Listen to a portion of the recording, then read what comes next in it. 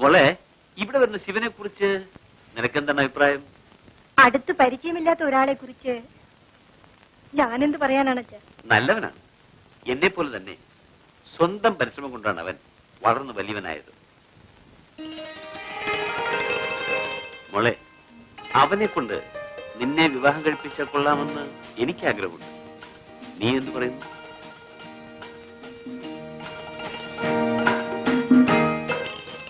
മോളെ, അവൻ എന്റെ മരുമകനാകുന്നത് എനിക്കിഷ്ടമാണ്. പക്ഷേ നിന്റെ ഭർത്താവാനുള്ള യോഗ്യത അവനുണ്ടോ എന്ന് തീരുമാനിക്കേണ്ടത് നീയാണ്.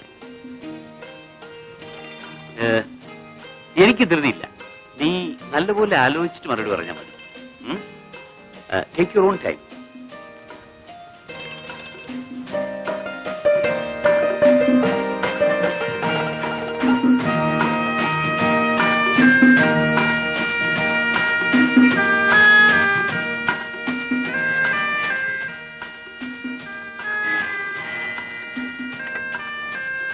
ഹലോ. എന്താ മോളെ?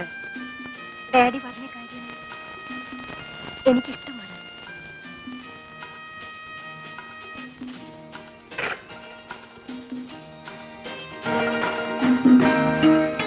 എന്താണെങ്കിലും എന്നോട് പറയാം. പറയൂ. ഇന്നലെ ഞാൻ ഫോണിൽ സംസാരിച്ചത് ഓർമ്മയുണ്ടായിരിക്കുമല്ലോ. അതെ, വാട്ട് യു സേ? താങ്കൾക്ക് ഇഷ്ടമാണോ? മിസ്റ്റർ മേനോൻ, എന്റെ ഇഷ്ടവും ഇഷ്ടക്കേട് നോക്കേണ്ട കാര്യമില്ല. ഞാൻ സ്ത്രീകളെ ബഹുമാനിക്കുന്നവനാ. അങ്ങയുടെ മകൾ യമുനയ്ക്ക് ഇത് ഇഷ്ടമാണോ എന്നാ അറിയേണ്ടത്. അവൾക്ക് എപ്പോഴേ സമ്മതമാണ്. പിന്നെ ആർക്കാ സമ്മതമില്ലാത്തത്? എന്നെ സംബന്ധിച്ചിടത്തോളം it's A honour for me. Thank you. ഞാനിപ്പോൾ എല്ലാം അങ്ങ് തീരുമാനിച്ചാ മതി. എനിക്ക് ആലോചിക്കാൻ ആരുമില്ല. Well, then I contact you later. Okay then. Bye.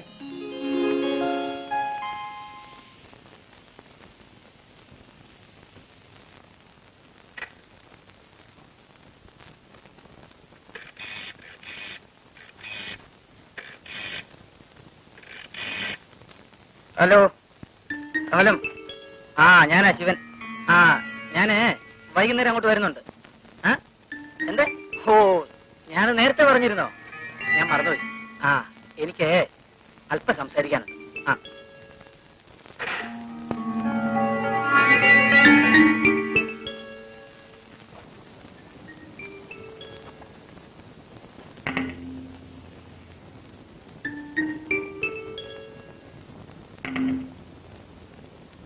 நீங்க என்னமோ சொல்லணும்னு சொன்னீங்களே, என்ன விஷயம்?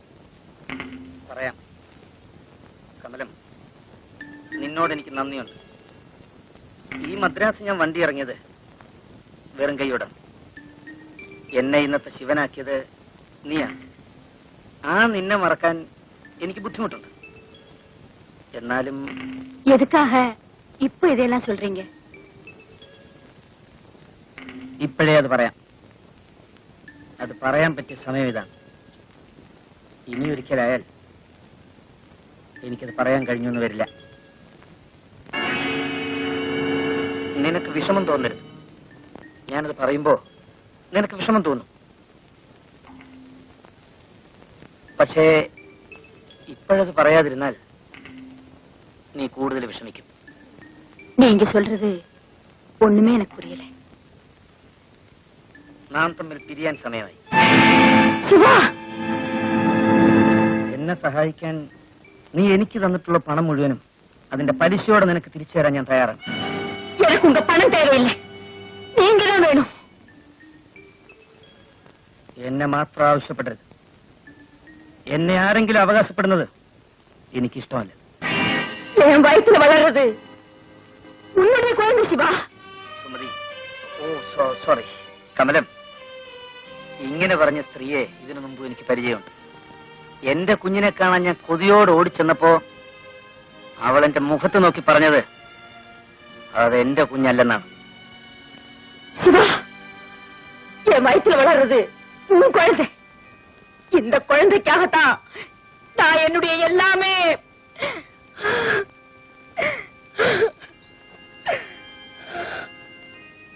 നീ ആഗ്രഹിച്ചത് നിനക്ക് കിട്ടി.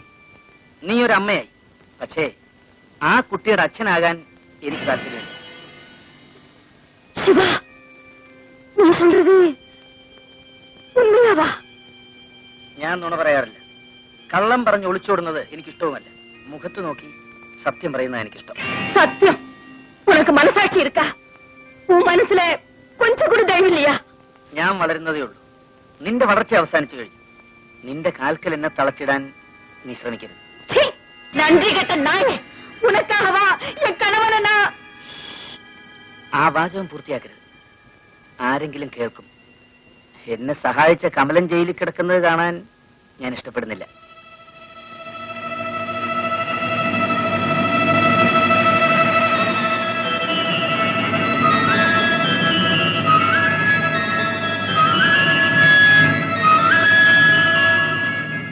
ഞാൻ പോവുകയാണ്.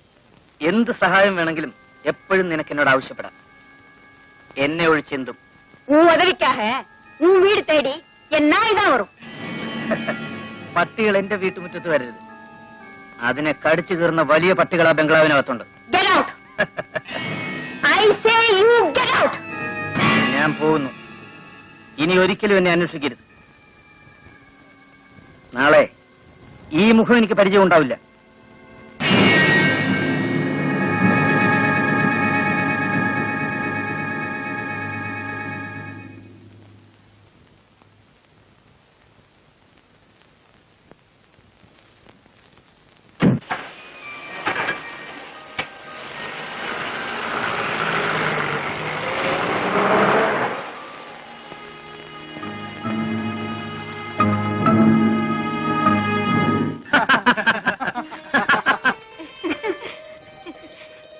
ഈ സാരി കണ്ടോ? നന്നായിരുന്നില്ലേ? ഇത് കണ്ടോ? കൊള്ളാല്ലേ? മോളെ, മിസ്റ്റർ ശിവൻ നിനക്ക് വേണ്ടി തന്നതാ. ഇത് കണ്ടോ? നന്നായിരിക്കുന്നു ഈ നെക്ലേസ്. അപ്പൊ ഞാൻ ഇറങ്ങട്ടെ. ശരി, പോയിട്ട് വരൂ. Come, let's go.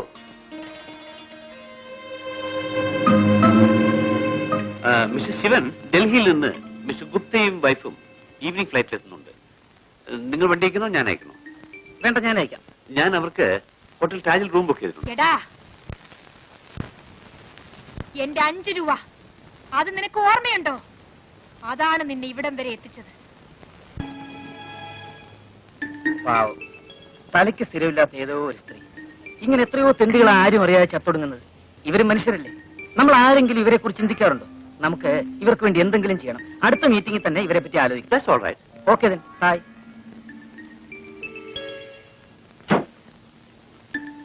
Bye. Bye.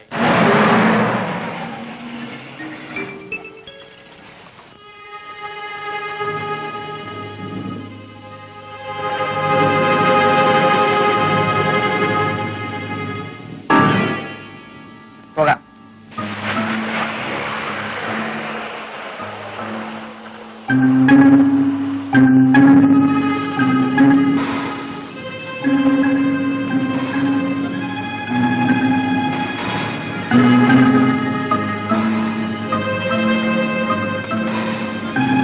ഇതാണ് മിസ്റ്റർ ശിവനെ ഈ നിലയിലെത്തിച്ചത്.